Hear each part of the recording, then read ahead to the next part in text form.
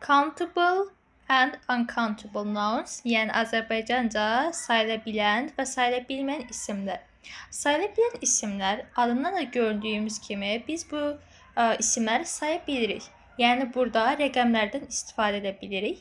Məsələn, 1 kitab, 2 kitab, 3 kitab və s.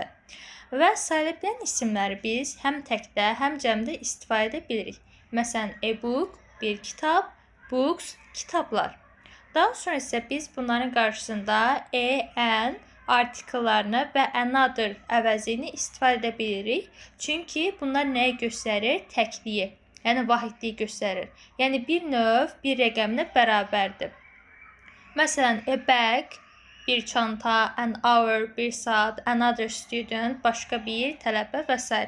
Və əvvəlcə də qeyd etdiyim kimi biz onların qarşısında rəqəm işlədə bilirik. Yəni bu o deməkdir ki, biz onları saya bilirik.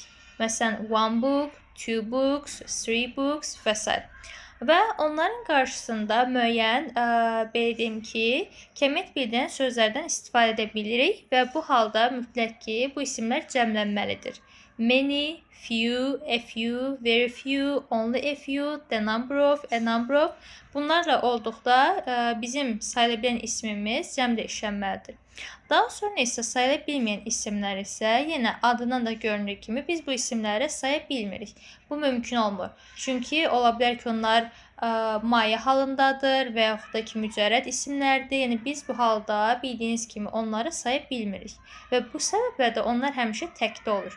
Məsələn, advice, music, bread bunlar nümunə ola bilər. Və onların qarşısında an, another rəqəmlər bunlar işlənmir. Və sayıla bilməyən isimlərlə işlənə bilən kəmiyyət bildirən sözlər var. Bunlar little, a little, very little, only a little, much kimi kəmiyyət bildirən sözlərdir. Və bunlarla yanaşı bizdə həmçinin müəyyən kəmiyyət bildirən sözlər vardır ki, biz onları həm sayıla bilən isimlərlə, həm sayıla bilməyən isimlərlə istifadə edirik. A lot of, lots of, plenty of, some, any və no. Daha sonra isə bizdə dedik ki, mücərrəd isimlər sayıla bilmir. Məsələn, advice-dir, music-dir, biz bunları qeyd etdik ki, bunlar mücərrəd isimlərdir və biz onları saya bilmirik. Amma bizdə müəyyən istisnalar vardır ki, an idea, an impression, a voice və s. digərlərini biz saya bilirik. Məsələn, ideyalar, təəssüratlar və s. Daha sonra isə bizdə həmçinin müəyyən tutum bildirən ifadələr vardır ki, bunlar tez-tez sınaqlarda, testlərdə vacib olur. Məsələn, a slice of meat, a slice of bread və s. bunları mütləq ki, əzbərə bilmək lazımdır. Və bununla yanaşı isə bizdə müəyyən isimlər vardır ki, onlar mənasından asılı olaraq həm sayılan, həm də ki, sayılmayan ola bilər. Məsələn, qlaz sözü şüşə mənasında sayılmır, çünki bu bir materialdır. Yəni, bizim materialı saymağımız mümkün deyil. Amma stəkan olduqda, stəkan mənasında istifadə edildikdə isə bu sayıla bilir. Mən deyə bilərəm ki, 1 stəkan, 2 stəkan, 3 stəkan və s. Məsələn, time sözü, vaxtdır. Vaxt elə bir şeydir ki, yəni bunu saymağımız bizim mümkün deyil. Amma dəfə deyə bilərəm. 1 dəfə, 2 dəfə, 3 dəfə və s. Və bunların da mütləq ki, digər mənalarını, digər nümunələrini öyrənmək lazımdır. Daha sonra isə bizdə deməli tək və cəm isimləri var. Biz bunları ingiliscəsində singular və plural nouns olaraq adlandırırıq. Yəni, tək isimlərin xüsusi bir şəkilçisi yoxdur. Amma ki, cəm isimlərdə isə biz müxtəlif şəkilçilərdən istifadə edə bilərik. Buna s və es şəkilçisini misal gətirə bilərik. Və ismi cəmləndirdikdə onun qarşısında olan an artikellər düşür. Çünki an artikellər nəyə göstərir? Vahidliyi, təkliyi. Yəni, bu nəyə bərabərdir? 1-ə.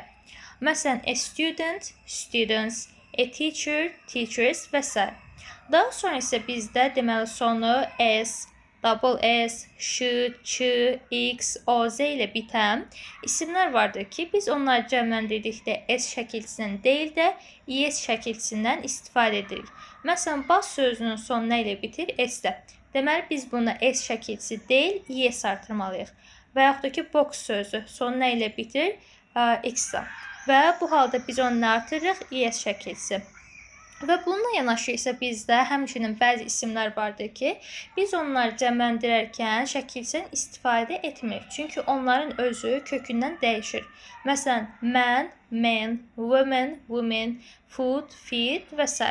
Və n şəkilçə düzələn deməli bizdə isimlər var. Məsələn, child, children, ox, oxen və s.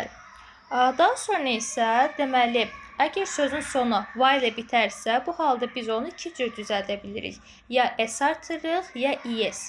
Əgər ki, y-dan əvvəl sayt gələrsə, biz bu halda heç bir dəyişiklik etmədən s şəkilçisi əlavə edirik. Məsələn, boy sözünü götürək. Y-dan əvvəl nə gəlib? Sayt. Deməli, biz burada heç bir dəyişiklik etmirik və yalnız s şəkilçisi əlavə edirik. Daha sonra isə y-dan əvvəl əgər samit gələrsə, dediyimiz kimi biz y-ı a-ya dəyişirik və es artırırıq. Məsələn, baby sözünə baxaq. Burada sonda y işlənib, ondan əvvəl samit gəlib. Deməli, y-ı a-ya çeviririk və es artırırıq. Baby olur, babies. Daha sonra isə sonu f və f ilə bitən deməli sözlər var və bu halda f v-yə çevrilir və es artırılır. Məsələn, a leaf, leaves bu şəkildə. Daha sonra isə həmişə cəmdə olan isimlər var. Məsələn, police, poultry, people, cattle, gentry bunlardır. Və təki ilə cəmi eyni olan isimlər var. Məsələn, sheepdir, deerdir, fishdir, swinedir bunlardır. Və biz bunları necə fərqləndiririk? Əsasən onun ya xəbərinə baxırıq və yaxud da ki, qarşısında hər hansı bir təyin edicinin olub-olmamasına. Məsələn, qarşısında an artikelləri işlənibsə, bu əvvəlcə də dediyimiz kimi təkliyi göstərir. Və yaxud da ki, this, that əvəzlikləri varsa, bu da həmçinin təklikdir və yaxud da ki, xəbər əgər təklədirsə, məsələn, is, was, has və ya feilin kökündə s varsa, deməli bu təkdə işlənir. Və cəmdə olması üçün bunun qarşısında artikel, an artikelləri işlənmir. This və that-in əvəzinə this və those işlənir. Daha sonra xəbər cəmdə ola bilər. Are, were, have və yaxud da ki, feilin kökündə məsələn s olmur. Tutalım ki, yalnız come, read bu şəkildə istifadə olunur.